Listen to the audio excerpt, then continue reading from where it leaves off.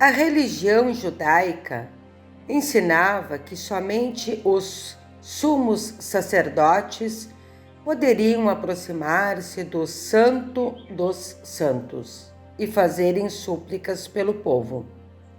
A população só poderia aproximar-se de Jeová através dos sacerdotes, trazendo pássaros e animais para que fossem oferecidos em sacrifício, queimados para apaziguar Jeová pelos pecados das pessoas.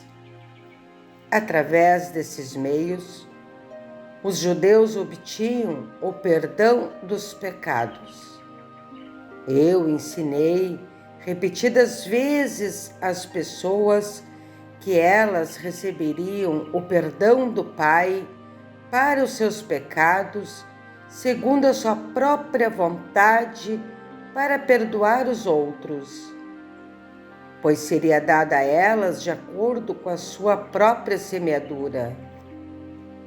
Eu também ensinei as pessoas a se aproximarem do Pai diretamente e a rezarem de forma simples, pedindo aquilo que necessitassem para suas vidas.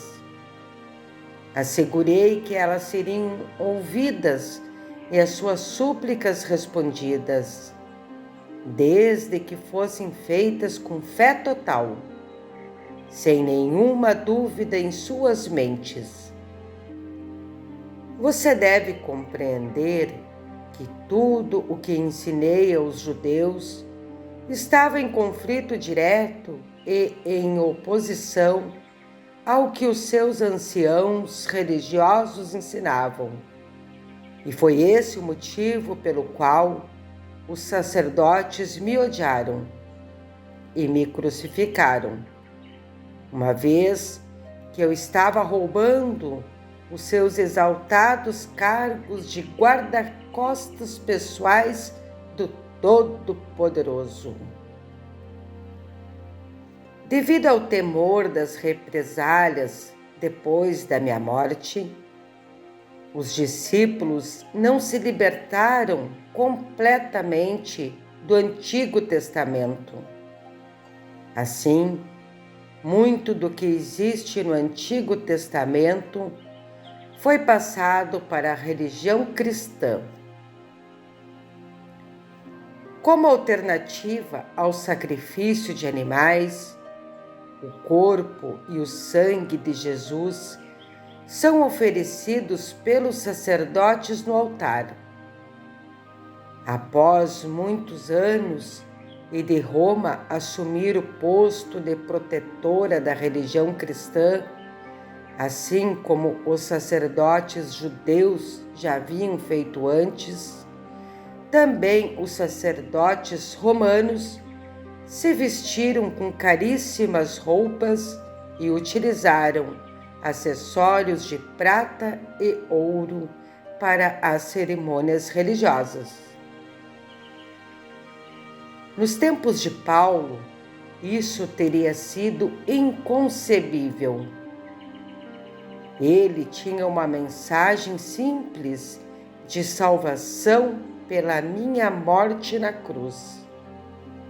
Embora não tenha sido a mensagem que eu trouxe aos meus compatriotas da Palestina.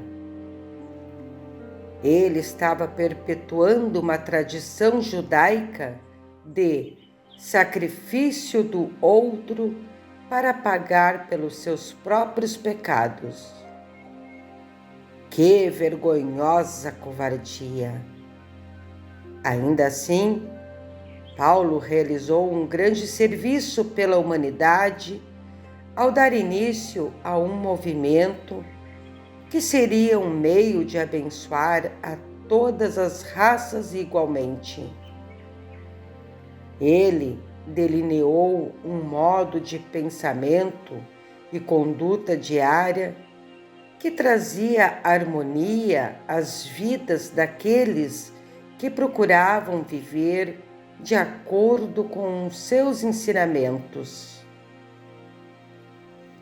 É bem provável que alguns judeus tradicionalistas, vociferando outra vez, hostilizem as minhas palavras nesta segunda vinda.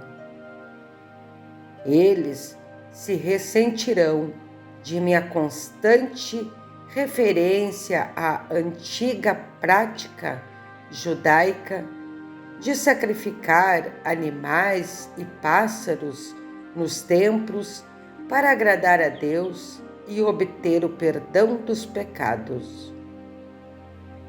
Porém, sejam quais forem as suas objeções, o fato histórico continua sendo que o templo era um lugar para oferecer sacrifícios e que o cheiro era sentido em toda a Jerusalém.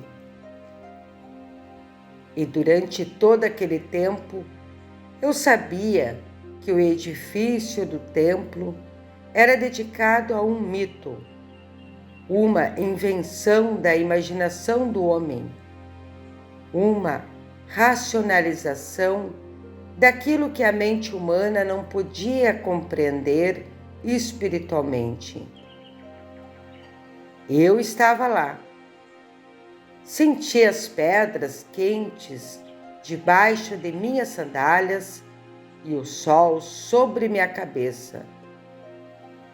Eu discuti com os fariseus, suportei as suas risadas e piadas com certo divertimento e observei-os enquanto ensinavam, de maneira dogmática, uma forma de vida opressiva, de contínua obediência às tradições sem valor relacionadas a comer e beber, as quais eram totalmente desnecessárias.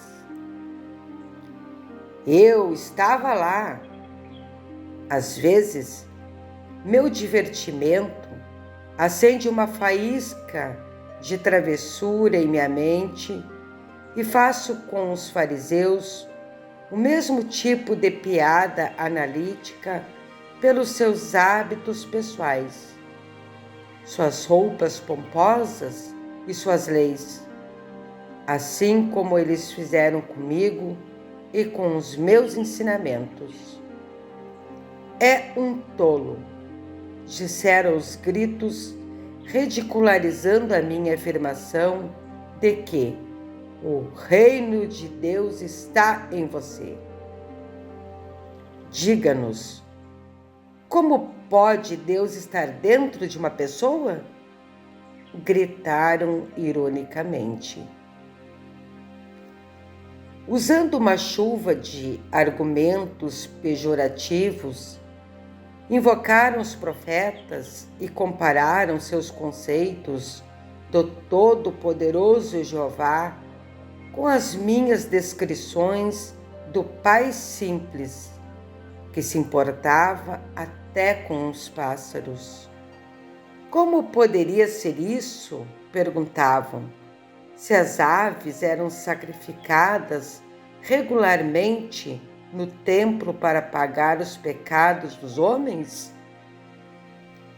Moisés teria estabelecido tais práticas de sacrifícios com o fogo se as aves e os animais tivessem alguma importância aos olhos do Todo-Poderoso?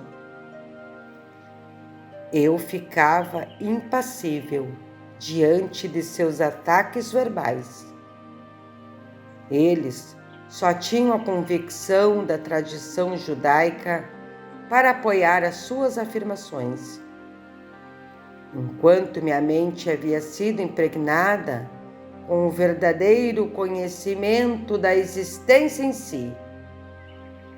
Durante as minhas experiências iluminadas no deserto, foi-me dada a compreensão da universalidade e da boa vontade criadora do Pai, que me permitiu perceber e fazer coisas que nenhum sumo sacerdote, fariseu, saduceu ou escriba jamais poderia fazer.